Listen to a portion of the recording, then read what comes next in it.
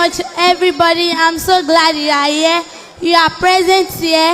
Gẹ́gẹ́ bí ẹ ṣe mọ̀ mí, mi ò yí padà. Orúkọ tèmi náà ni Olúwadámilọ́lá Atolúlọpẹ́ Àtọ̀kẹ́ Adéyẹmọ ọmọ Sunday Igboho. Mo wá kí yín pé ẹ kú àbọ̀, ẹ kú ìjókòó, pé ẹ rí wa, ẹ yẹ wá sí irú rẹ̀ báyìí láwọn máa bára wa ṣe o.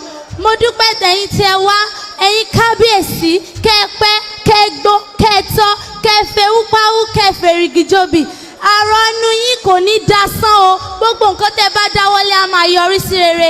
Ẹ pọ́n bàbá mi lé, Ọlọ́run á pọ́n yín lé o.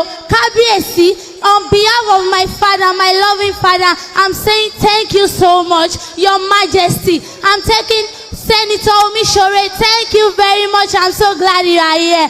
Mrs. Mutia Ladoja, I'm so grateful. May God Almighty bless you. On behalf of my father, my mothers, Mr.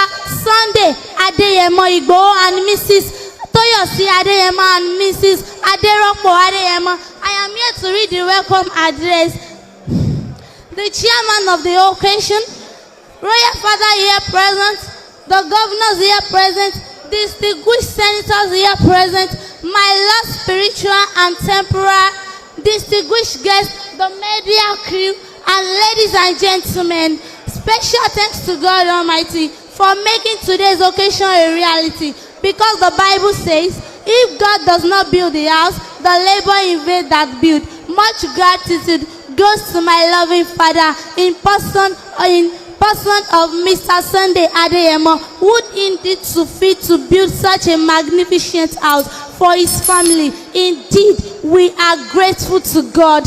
He has shown nothing but a true love for the purpose of living under one umbrella. And as a matter of fact, you are a father indeed.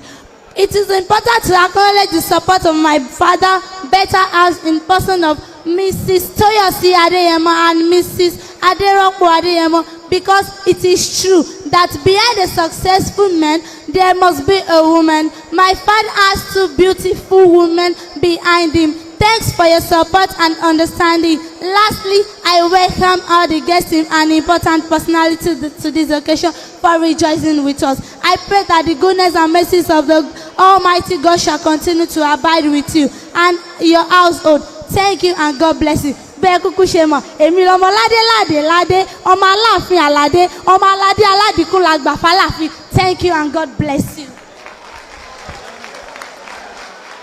Before I read any speech or any appreciation letter, I'll firstly greet the governors, president, the kings that are here.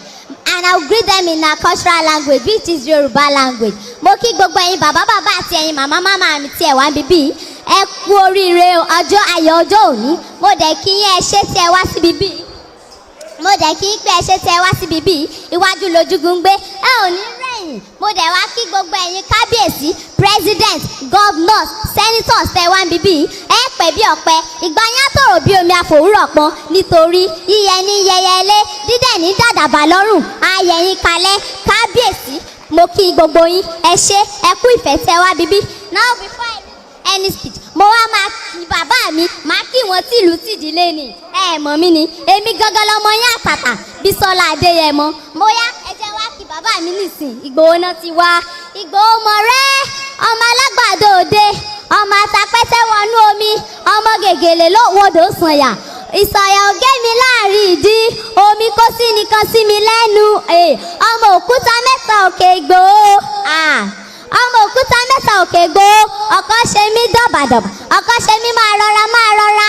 Ọ̀kan wá sọ fún mi pé nígbà tó o mọ̀ Ìgbòho, kí ló wá Ìgbòho mọ̀ rẹ sí.